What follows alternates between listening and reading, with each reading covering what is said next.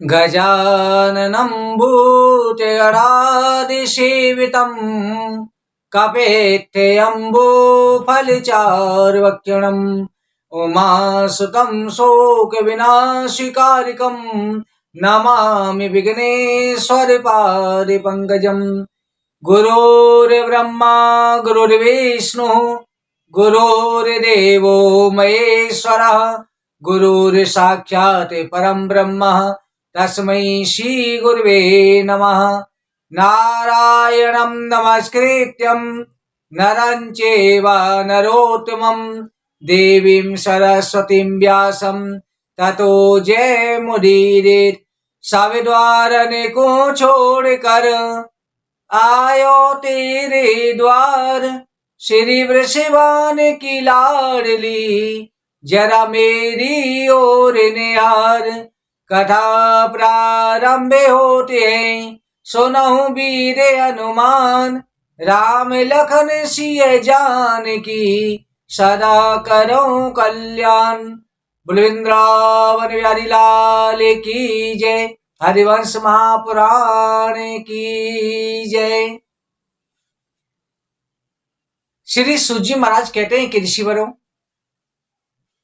राजा जनमेजय ने वैशंपायन ऋषि से पूछा कि हे गुरुवर, हरिवंश पुराण के द्वारा किस प्रकार से प्राणियों का कल्याण होता है। हरिवंश पुराण में कृपा करके आप मेरे कुछ प्रश्नों का उत्तर दीजिए। हे प्रभु, कृपा करके बताएं, जन्मादस्य यतोन्नाता न्यादिता चासे सुविज्ञ सुराट, जो भगवान विश्व की उत्पत्ति पालन और संहार करने वाले हैं, जिन परमात्मा के द्वारा इस संसार की उत्पत्ति पालन संहार होता है, जिनका आकाश आदि कार्यों में अन्वय संबंध है, अकाल है, खर पुष्पा से अव्यक्त है, अभाव है, जो तत्वज्ञ हैं, सर्वशक्तिमान है, प्रकाश रूप हैं, जिन्होंने संकल्प मात्र से ब्रह्मा जी को वेद का उपदेश दिया, जिसमें विवेकी विद्वानों को भी मोह हो जाता है। मरु मारिच के समान मिथ्या जगत भी जिनके आधार से सत्य के समान प्रतीत हो रहा है, जिन्होंने अपने तेज से भक्तों का ज्ञान दूर किया, उन परमात्मा श्री कृष्ण का परम ब्रह्म का हम ध्यान करते हैं, उनका वर्णन करें। श्री सूत जी महाराज कहने लगे, ऋषिवरों, भगवान श्री कृष्ण का ज्ञान बड़ी सरलता से प्राप्त हो जाता है। भगवान को प्राप्त करने के लिए केवल भक्ति की आवश्यकता होती है। भगवान का श्रवण मनन और चिंतन करने से भगवान सरलता से हृदय में विराजमान हो जाते हैं। भगवान को प्राप्त करने के लिए भक्तों हमेशा ध्यान रखें, अगर भगवान श्री कृष्ण की कृपा प्राप्त हो जाती है, जा पर कृपा राम की होई, ता पर कृपा करे सब कोई। जिस व्यक्ति पर परमात्मा की कृपा हो जाती है, संसार के सारे सुख धन ईश्वर उसकी झोली में आ जाते हैं। सारे संसार के जीव उसके ऊपर कृपा करने लग जाते हैं, सारे कार्य बनने लग जाते हैं। इसलिए संसार से आस मत लगाओ, परमात्मा की कथा का श्रवण मनन और चिंतन करो।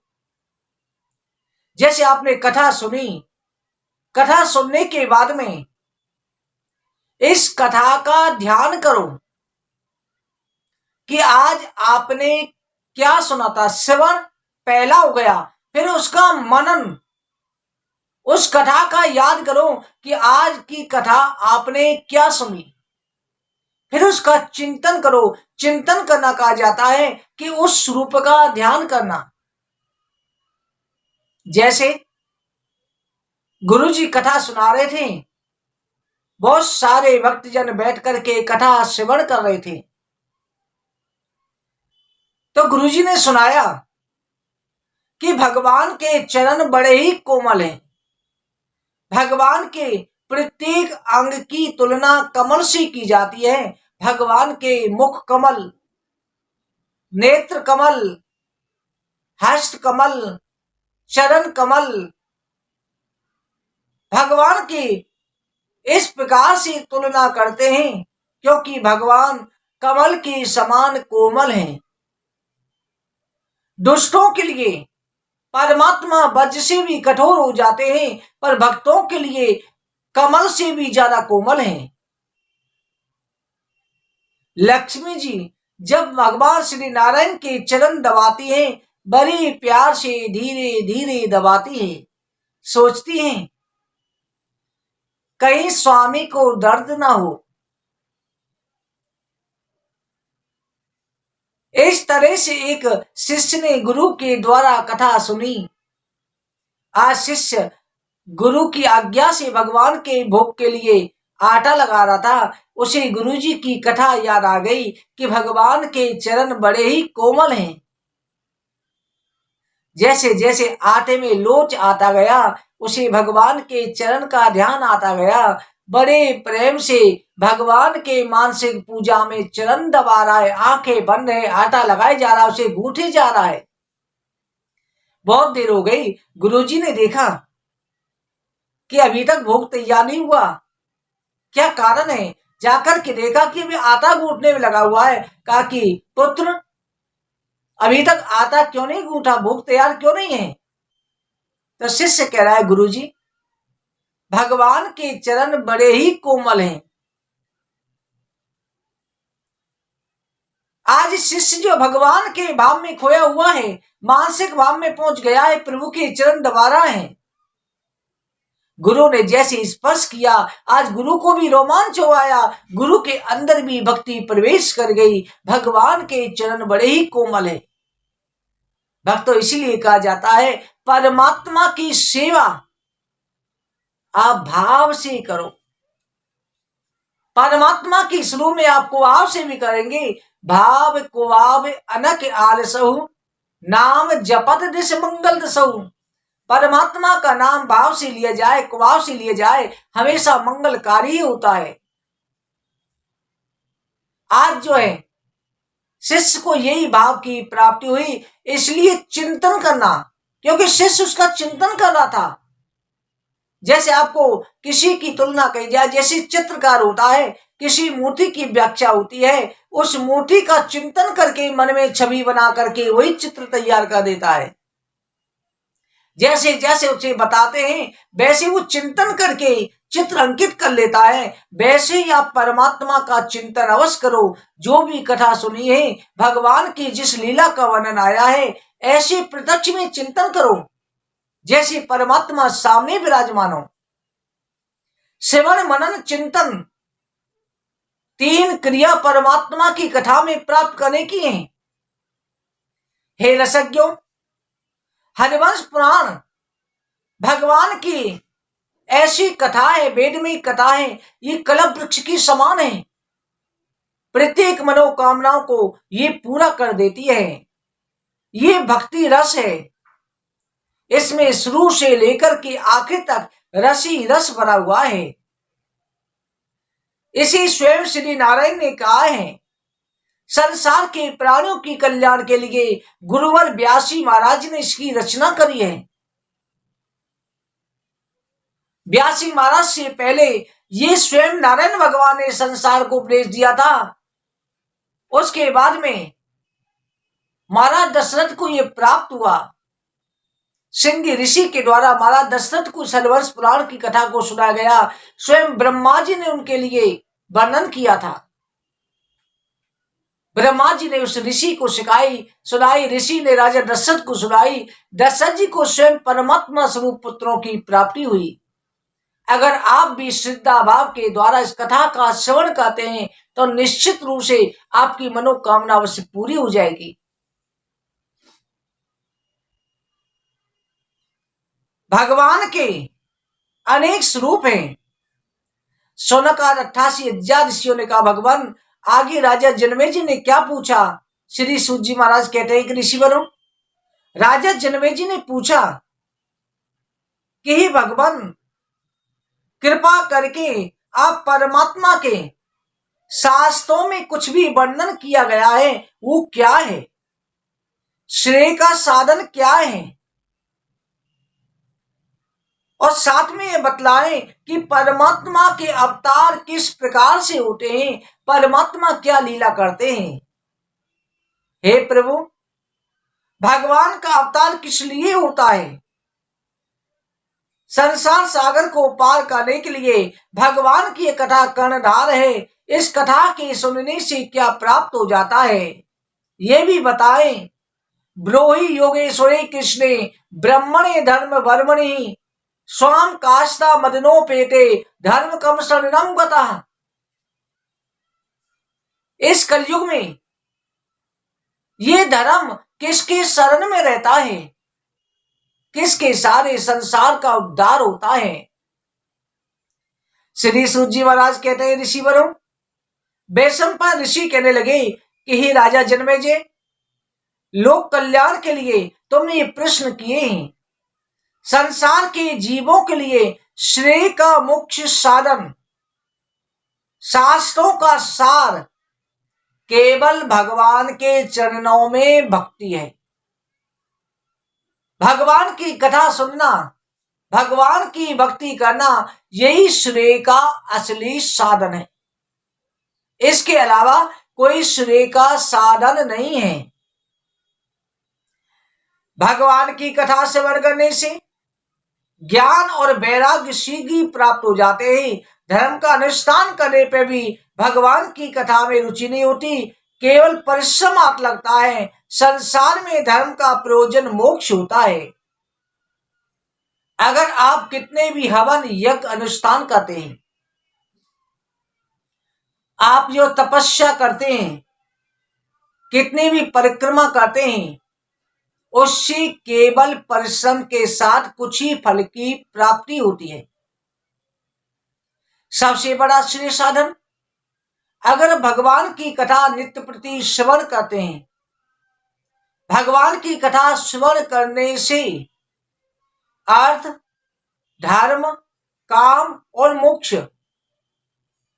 भक्तों चारों पदार्थों की प्राप्ति हो जाती है। हे राजन, अर्थ जो धन की व्यवस्था है, संसार की जो जीविका का साधन है, वो भी भगवान की कृपा से माता लक्ष्मी का घर में वास हो जाता है। धर्म, अपने धर्म के प्रति रुचि बढ़ती है, बच्चों में संस्कार अच्छे आते हैं। काम, सभी प्रकार की कामना पूर्ति हो जाती है। आपकी संतान प्राप्ति की है, पुत्र प्राप्ति की है, कन्या प्राप्ति की है, नौकरी व्यापार की है, वो कामना पूरी हो जाती है और आखिर में निष्पाप करके मोक्ष की प्राप्ति हो जाती है। ऐसी श्री हरिवंश महापुराण कथा है। इसके साथ में भक्तों,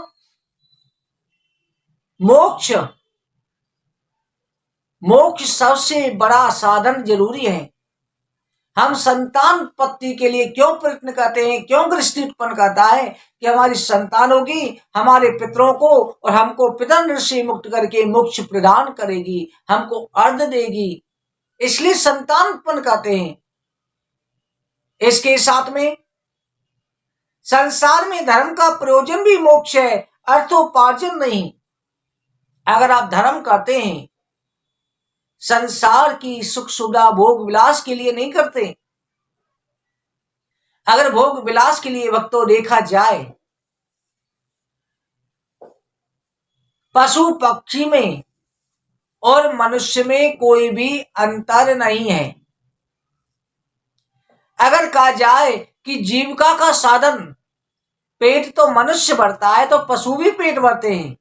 मनुष्य कमाता है, परिश्रम करता है, तो पशु भी तो कमाता ही है, परिश्रम करता है। संतान उत्पन्न मनुष्य करता है, तो पशु भी करता है। केवल मनुष्य के पास में बुद्धि होती है, पशु के पास में बुद्धि नहीं होती। इसलिए मनुष्य को सबसे श्रेष्ठ कहा जाता है। संतान उत्पन्न, आप संतान उत्पत्ति की इच्छा रखते हैं तो कथा में ये जरूर ध्यान रखें कि हे गोविंद, हमको संतान दें, परंतु सुपात्र संतान दें। ऐसी संतान दें जिनमें आपका स्वरूप हो, आपका अंश हो, जो माता पिता की सेवा करने वाली, बड़े बुजुर्ग ब्राह्मण संतों का सम्मान करने वाली, देवताओं की पूजा करने वाली, परिवार का नाम रोशन करने वाली सुलक्षण संतान दें। जैसे दशरथ जी को राम जैसी संतान हुई थी, ऐसी संतान हो जो परमात्मा का स्वरूप मानी जाए, जिस संतान के अंदर सभी प्रकार के लक्षण बड़े हों, ऐसी सुपात्र संतान प्रदान करें। कहते हैं 100 कुपात्रों से एक सुपात्र अच्छा होता है। तो सुपात्र में पुत्र की प्राप्ति हो, सुपात्र संतान की प्राप्ति हो, ऐसी परमात्मा से लगन लगा करके करें। संसार में विषय सुख नहीं, शरीर के विषय भी शरीर के निवास के लिए होते हैं। संसार के जो विषय भोग हैं उनको प्राणी भोगे, परंतु जितने से अपने शरीर की तृप्ति होती है उतने विषय भोग भोगने चाहिए कि जिससे मन शांत रहे। गृहस्थी जो होता है, गृहस्थी में आप धन भी कमाओ तो सही रास्ते से कमाओ, किसी का दिल मत दुखाओ, किसी के साथ बेईमानी मत करो, अपने परिश्रम से कमाओ। परिश्रम से कमाए हुआ धन मोक्ष प्रदान करता है, संतान को सुपात्र बनाता है। परिश्रम से कमाए हुए धन में से आप एक भी दान करते हैं तो वो लाखों के बराबर हो जाता है, और बेईमानी का धन लाखों दान करो तो वो भी कुछ फायदा नहीं देता। अपने परिश्रम से कमाए हुए धन में कहा जाता है कि दशांश दान करने का, अगर दशांश दान करते हैं तो मोक्ष प्राप्त हो जाता है। कलयुग में तुम दशांश भी नहीं, केवल एक अंश ही दान कर दिया करें। इसके साथ में संसार में तत्व की जिज्ञासा ही जीव का प्रयोजन है, कर्म जाल में फंसा रहना नहीं, तत्व प्राप्त करना। हे राजन, जब से संसार में सृष्टि रची है तब से न जाने लाखों करोड़ों असंख्य आपके जन्म हुए हैं। असंख्यों बार संसार में प्राणी जन्म लेता है, मरता है, मृत्यु को प्राप्त होता है, फिर जन्म लेता है। हर जन्म में माता पिता, पति पत्नी, रिश्तेदार, अनेक रिश्ते बनाए, परंतु कभी नहीं सोचा जो सच्चा पिता है उस पिता के पास हमें जाना है। सच्चा पिता हमारा परमात्मा है, सच्चा पिता हमारा परम पिता है। इसलिए कोशिश करें कि सच्चा परमात्मा जो पिता है उनको प्राप्त करने की कोशिश करें, वही सच्चा लाभ होता है। हे राजन, परम पिता हमारे गोविंद और श्री राधा रानी हैं। आप जिस भी इष्ट को मानते हैं सभी शक्तियां एक हैं, सभी देवियां एक हैं, हमारे माता पिता वही हैं। अगर बच्चा खेल रहा होता है, माता पिता भी, माँ उसे गोदी में तब तक नहीं लेती जब तक बच्चा जिद नहीं करता। इसलिए आपको परमात्मा को प्राप्त करने के लिए आपको जिद करनी होगी। जब बच्चा रोता है, माँ अगर किसी से बात करने में लगी हुई है, सहेली से बात कर रही है, देवरानी जिठानी बात कर रही है, या आपके माता पिता बात कर रहे हैं, और बच्चा जब कहता है तब भी नहीं लेते, जब बच्चा रो करके माँ का आंचल पकड़ लेता है, उंगली पकड़ लेता है, तो माँ उसे उठा के गोदी में ले लेती है। पिता के पास जाता है, उंगली पकड़ता है, पिता भी उसे गोदी में ले लेते हैं। इसी तरह से हमको भी अपने सच्चे माता पिता प्रभु श्री राधा कृष्ण, इनकी उंगली पकड़नी पड़ेगी, इनके सारे चलना पड़ेगा, अपने जीवन की बागडोर उनके हाथ में देनी पड़ेगी। एक पिता के कई पुत्र होते हैं, और जो बेटा समझदार होता है ना, उसकी माता पिता बहुत कम देखभाल करते हैं। कहते हैं ये तो समझदार है, सब कुछ कर लेगा, लायक भी है बेटा। उनको घमंड होता है अपने बेटे पर, हमारा बेटा बहुत अच्छा है, लायक है, नौकरी लग गया है, लाखों रुपए कमाता है, नौकर चाकर है, तो उसकी परवाह नहीं रहती। पर जो बेटा थोड़ा कमजोर होता है, जो पैसा नहीं कमा पा रहा, दुखी है, जो माता पिता के सहारे पे रहता है, माता पिता से पूछ पूछ के काम करता है, माता पिता की हाथ में जिम्मेदारी होती है, तो माता पिता उसका बहुत ख्याल रखते हैं, उसकी हर चिंता रखते हैं कि बेटा मेरा नादान है। उसकी चिंता रहती है ये कब लायक होगा।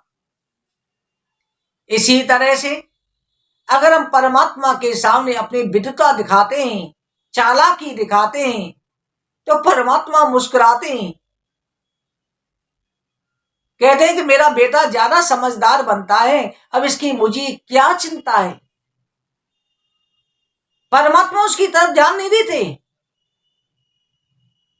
और जो परमात्मा के सारे बन जाता है, परमात्मा को अर्पण कर देता है कि हे प्रभु, मेरे जीवन में जो भी घटना हो रही है, जो भी होगा, सब आपके समर्पण है, मेरे परिवार की बागडोर आपके हाथ में है। जो नादान बन के रहता है, परमात्मा उसी की चिंता करते हैं, उसी का ख्याल रखते हैं। इसलिए परमात्मा के सामने आप बिल्कुल अज्ञानी बन जाओ, परमात्मा के सामने अपनी विद्वता मत प्रसिद्ध करो, नादान बन के रहो, तो देखना मेरा गोविंद आपके सारे भार अपने हाथ में ले लेगा। जैसे अर्जुन ने कहा था कि हे प्रभु, मैं अपने रथ की बागडोर आपके हाथ में दे रहा हूं, मेरे रथ की बागडोर आपके हाथ में है। अगर मेरी विजय होती है, पांडव सेना की विजय होती है, संसार कहेगा कि भगवान श्री कृष्ण उसके साथी थे, तब अर्जुन की विजय हुई, अन्यथा अर्जुन में सामर्थ्य क्या था। अगर मेरी पराजय होती है तो संसार कहेगा भगवान श्री कृष्ण निशस्त्र थे, सारथी थे, और उन्होंने हथियार नहीं उठाया, उनकी कायरता की वजह से पांडवों की पराजय हो गई। अब आपको जिताना है या मुझे हराना है, इसकी बागडोर आपके हाथ में है। आप मेरे रथ के साथी हैं, मेरे जीवन की डोर अब आपके हाथ में है। और देखा अर्जुन जो है जहां जहां भटका, श्री कृष्ण गुरु बनकर के, कई मित्र बन के, कई सेवक बन के उसको रास्ता दिखाते रहे। जो त्रिलोकी नाथ है, अर्जुन के घोड़ों को निलाते डुलाते, अर्जुन के घोड़ों की देखभाल करते, अर्जुन को सही रास्ता दिखाते, अर्जुन पर आने वाले बाणों को अपने ऊपर ले लेते थे। इसलिए अपने जीवन की सारी बागडोर परमात्मा के हाथ में दे दो। आप हरिवंश पुराण सुन रहे हैं, आपकी संतान प्राप्ति की इच्छा है, जैसी भी इच्छा है, उस इच्छा को श्री कृष्ण के हाथ में दे दो कि अब मेरी इच्छा पूरी करना ना करना अब आपके हाथ में है, अब आपके हाथ में सुपुर्द हो रहे हैं। अगर मेरी कामना पूरी हो गई तो मैं भी कई जगह प्रचार करूंगा, या मैं प्रचार करूंगी कि देखो मैंने हरिवंश पुराण सुनी थी, उसकी कृपा से मैंने 7 बार सुनी थी, देखो मेरी कामना पूरी हो गई, मेरा कार्य सिद्ध हो गया, मैंने आपको भेंट भी अर्पित करी, आपकी प्रशंसा होगी, आपके पुराण की महिमा बढ़ेगी। और कामना पूरी नहीं हुई तो यही होगा कि प्रभु मेरे भाग्य को आप बदल नहीं पाए, मुझसे कहां गलती हो गई जो आपने मेरी कामना पूरी नहीं करी। परंतु भक्तों, एक बात का ध्यान रखना, मन में विचार ये बिल्कुल भी नहीं आने देना कि हमारा काम सिद्ध नहीं होगा। काम सिद्ध अवश्य होगा। एक बार कथा सुनी, काम नहीं हुआ, दोबारा सुनो, आज 7 बार सुन के देखना, 7 बार पूरी कथा श्रद्धाभाव से सुनने पर हर बार आपको भोग डालना, ये ध्यान रखना। जैसे एक बार कथा पूरी हुई, उसके बाद में गुरु जी को द्रव्य दक्षिणा भेंट करके अपनी, जैसे आज के समय तो आप फोन पे पेटीएम के माध्यम से दे सकते हैं यथाशक्ति, चाहे 1 रुपया हो, चाहे 11 हो, चाहे 21 हो, चाहे 1 से 1 हो, चाहे 5 से 1, जो भी श्रद्धा होती है वो भगवान के चरणों में अर्पित की जाती है। वो हमारी सेवा भी आगे जाती है। भेंट अर्पित करो और भगवान को माखन मिश्री का भोग लगा के दोबारा फिर शुरू कर दो। संकल्प लेके 7 बार सुनने पर इच्छा जरूर पूरी हो जाती है, कैसी भी इच्छा हो। कई भक्तों ने, हमने पहले भी वीडियो में बताया था, एक भक्त ने, डॉक्टर ने बिल्कुल मना कर रखी थी, उसने हमारी पिछली जो पुराण की कथा हमने डाली हुई थी उसको 1 से 1 बार सुन लिया था।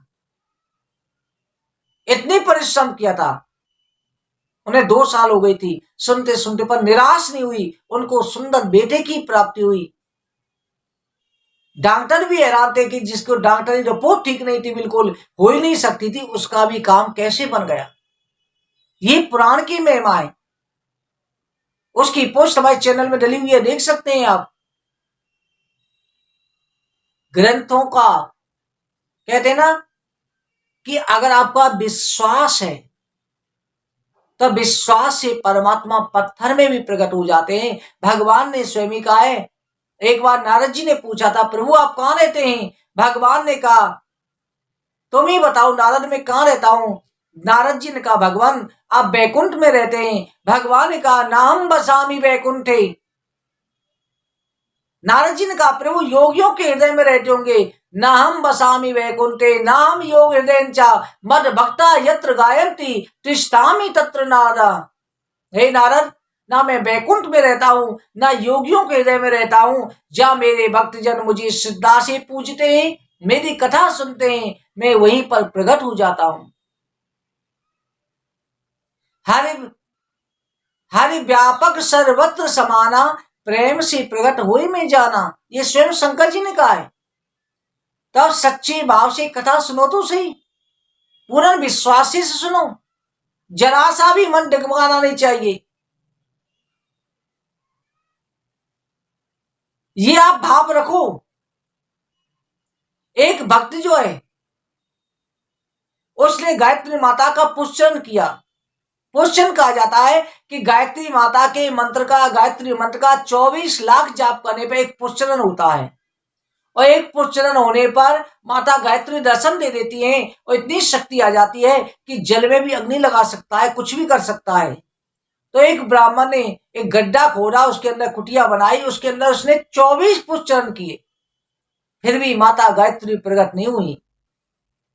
निराश होकर के चल दिया कि अब मैं गायत्री का जाप नहीं करूंगा, अब मैं तपस्या करने चलूंगा, भगवान की तीर्थ यात्रा के लिए चल दिया। तो देखा सामने से एक युवती आ रही है और रास्ता रोक के खड़ी हो गई। ब्राह्मण जिधर जाता है उधर ही खड़ी हो जाती है। ब्राह्मण ने पूछा देवी आप कौन है? तो देवी ने कहा कि जिसका तुम जाप करते हो ब्राह्मण, मैं वही गायत्री हूं। ब्राह्मण ने कहा जब मैंने 24 लाख 24 पुष्चन किए तब तो आप आई नहीं, जब मैं आपको छोड़ के चल दिया तब आप आ गई। तब गायत्री माता कहती है ब्राह्मण आप जो पीछे की तरफ देखो। ब्राह्मण ने पीछे देखा तो 24 पहाड़ थे, उनमें आग लगी हुई थी। कहा कि देवी हे माता ये क्या है? और ब्राह्मण तुम्हारे 24 जन्मों के पाप थे, वो पाप नष्ट हो रहे थे। जब तुम निष्पाप हो गए, तुमको मेरे दर्शन हो गए। इसलिए याद रखना आपकी पूजा पाठ कभी निष्फल नहीं जाती, ना जाने किस जन्म के पाप को नष्ट करने में लगी हुई है। आप ये मत सोचो कि हमने कथा सुनी उसका फल नहीं हुआ, या तो आपकी कोई कमी रह गई, कहीं ना कहीं गलती हो गई, या जो है आपके कोई जन्म के पाप हैं उनको नष्ट करने में रह गई। कई बार होता है कि किसी के कई जन्मों तक संतान का योग नहीं होता, श्राप लगा होता है। कथाओं में सुनते हैं जैसे आत्मदेव ब्राह्मण को 7 जन्म तक संतान का सुख नहीं था। तो ये कई श्रापें होते हैं, उनको रोकने में कथा चली जाती है। कथा कभी निष्फल नहीं होती। अगर विधाता विपरीत हो, आपके कई जन्मों तक योग नहीं हो, तब 1% लाखों में 1-2 की कह नहीं सकते, नहीं तो 99% लोगों को निश्चित रूप से मनोकामना पूरी होती है। परंतु विश्वास के साथ में कथा को श्रवण करना चाहिए, भाव के साथ में कथा का श्रवण करना चाहिए, पूर्ण भाव रखना चाहिए।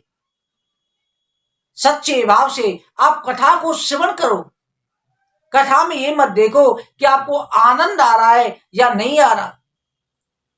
कथा में आप सच्चे भाव से सुनेंगे तो आपका भाव ये रहेगा, नहीं मैं बार बार सुनूं, किसी भी अवस्था में सुनो। अगर शरीर अस्वस्थ है, आप बीमार हैं, तो आप बिस्तर पे बैठे हुए भी सुनो। मोबाइल के द्वारा सुनने में दोष नहीं होता।